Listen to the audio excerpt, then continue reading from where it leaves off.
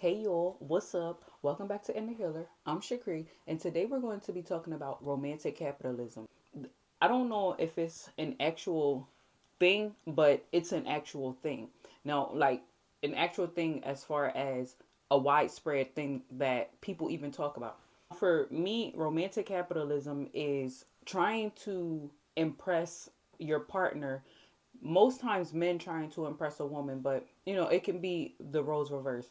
But most times it's when you're trying to impress a partner and you're going in deeper and deeper into depth, trying to fancy them, trying to romanticize the relationship, trying to reel them in, trying to win them over, trying to keep them. So all those things, when it comes into romantic capitalism, now you're spending a widespread of money in order to maintain a relationship, in order to maintain the romantic side that you believe you have to have with your partner. Now, when people usually meet each other, they start to communicate. They either communicate through text or through talk. So then that's when they set up plans in order to meet up with each other. And most times, when you're meeting up with someone for the first time, maybe you're going out to dinner. Now, the guy is trying to wine and dine the woman. So now he's taking her to probably an expensive restaurant. Or if he's not even taking her to an expensive restaurant, she's a lot of times ordering the most expensive thing on the menu just to, test the water. The thing with that is you're starting off, the foundation of this relationship is starting off based upon someone spending a whole lot more money than they actually have to spend. Am I saying that you be cheap when it's time to go on a date? No, but you actually have to be smart, especially in the economy that we're living in today. You have to be extra smart when it comes to spending habits. You're going to expensive restaurants, so you're wining and dining, and that adds up. A lot of times the food isn't all that great, and you're spending an enormous amount of money in order for you guys to eat. Safety reasons, it's okay to go to a restaurant, but economical reasons, hiring a chef, maybe someone coming and cooking for you guys, or you guys like the maybe cooking together. For safety reasons, I wouldn't say the first date. Why? Because you don't want to go back to someone's house when you're first meeting them. You're just it's just opening too many doors for too many things to happen that sometimes you might not even want to happen. So this is where you have to be smart. You have to be smart about your spending habits, smart about where you're going to go in order to, still get to know this person, still being safe with getting to know this person, and also being cautious with your spending habits because you don't really know this person, so you don't know if you really want to exert that much energy into a person. Energy as in your time, and energy as in your money. Because somebody has to pay for the bill, and you don't want it to be an expensive bill. And not to mention, at a lot of restaurants, the food isn't even all that healthy. And sometimes at restaurants, the kitchen is not all that sanitary. So there's just a lot of different things to take into account when you're thinking about wining and dining. So now we get into you guys are dating. You're seeing each other on a regular basis. So things start to get a little more serious.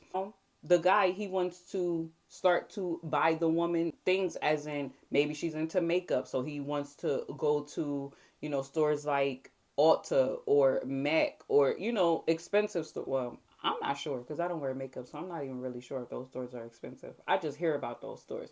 So maybe they're expensive. So let's just say that they are. So he's going to these places because he heard about them and now he just wants to surprise her with something. And he's paying attention. Obviously, he's interested. So he's paying attention. He's seeing what she likes, what kind of lipstick she likes, what kind of lip gloss, or, whatever it is that she likes. And he just wants to surprise her. She wants to look good to go out with him, so now she has to get her hair done. And a lot of times it's expensive to go to the salon and get your hair done. So now you're spending a whole lot of money so that the woman can look good for him. So now comes the gifts and the trips.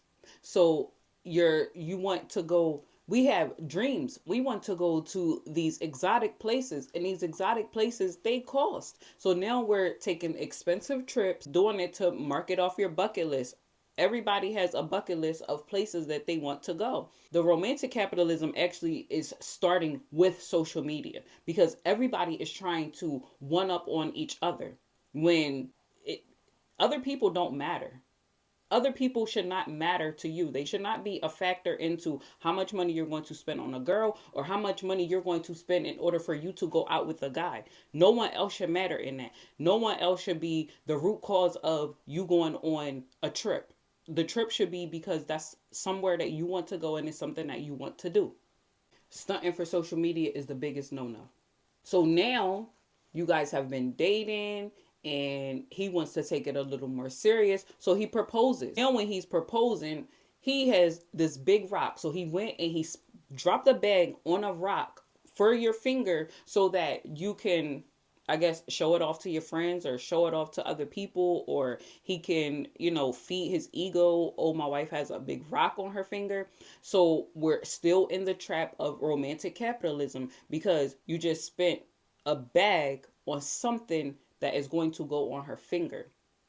And it, depending on how big it is, some places she can't even wear it. She can't wear it because let's face it, safety reasons.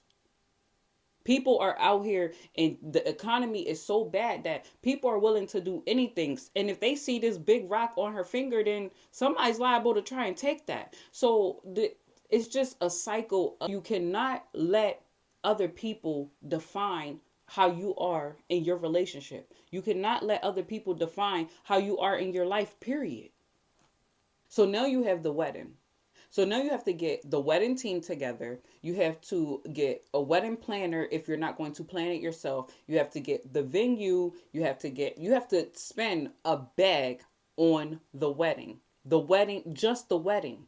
Now he's already done spent an enormous amount of money on this big ring to go on her finger. Now it's time for the wedding, and now it has to be in an exotic place, and this many people have to be able to attend. So the venue has to be big enough for these many people to attend. The very people that are just there for the food and there so that they can show off and look good for everybody else, and not even be focused on the very happiness that is standing in front of us, which is two people coming together to join as one. For the wedding, people are spending $20,000-$30,000 on a wedding, and that's just the wedding. We're not even including the honeymoon. We're only talking about the wedding. So we've already talked about the ring and the wedding. And then even when we go back to the proposal part of it, what if he wants to do the proposal in a romantic setting, or he wanted to be special? So he probably rented out a venue so that the proposal can be special. And that was, like, things are just so expensive to please another person when, as people, we're very simple. The simple things really, really are the things that matter to us. Because imagine having this big wedding and the marriage is crap. Because you didn't take the time to even learn this person. You only wanted to wine and dine them. You only wanted to impress them with the finer things. You only wanted to look at the superficial things of the superficial aspect of the relationship. And when we talk about that in astrology, we talk about the Libra, the superficial, the everything that's on the outside, everything that glitters. But we're not even talking about the stability part of the Venus aspect, because Venus has two signs that it rules. It rules Libra and it rules Taurus. Taurus is the more stable one. Libra is the more social butterfly, the more superficial, the more like, I look good and everything looks good. But everything could be crap.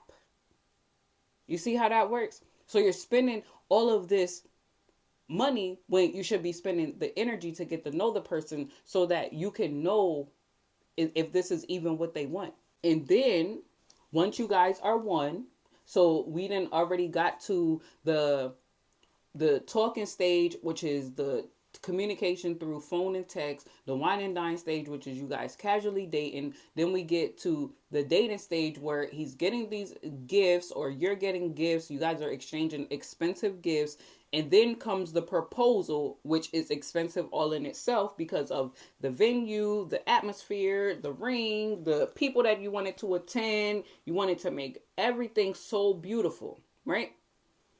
And then now we move on to the wedding. The wedding was expensive. Then the honeymoon was expensive. You just want everything to be beautiful. You want everything to be perfect. When perfection is an illusion, but I mean, you want everything to be close to perfect. And there's nothing wrong with us wanting everything to be close to perfect, but we can manage the funds totally different. So now we're at the stage of being together. You're in a home together. Now, what kind of home is this? If you're in the trap, then you're going to go out and get the expensive house and the expensive car. And this is to, a lot of times, it's only to please the people at work, to feed his ego and to stunt on her coworkers. So now you have to work extra hard in order to maintain the house, the car, to maintain the marriage. Like the marriage is already hard work as it is. And then now if you're separated all throughout the day because you have to go out and you have to get it because you went and got this expensive house, the starter home is going to get you to get the equity in the house, and it's going to get you to a place where you're able to save enough money so that when you want to start the family in the beginning of the marriage, you should not be living in your dream home. The dream home will come, but it's not supposed to be the first thing, because you want to, now you're in the marriage and now you want to enjoy the marriage. So in order to enjoy the marriage, you have to be together, be with each other. And if you have to take on a lot of bills because you went out and you got this expensive house and these expensive cars, now you're not getting to know your partner. Y'all are not getting to know each other. Y'all are not enjoying the very house that you guys went and got. You're not enjoying the very car that you went and got. You can spend more time at home with your partner if you're managing that money right. You can spend more time away on trips, road trips, even going somewhere for getaways for the weekend, or however you want to do your getaways. You have more money to do it because you're managing the money right. You're not getting stuck in that trap. But we just have to get out of the trap of trying to live beyond our means. Money management is very, very important, especially in the climate of the economy that we're living in today.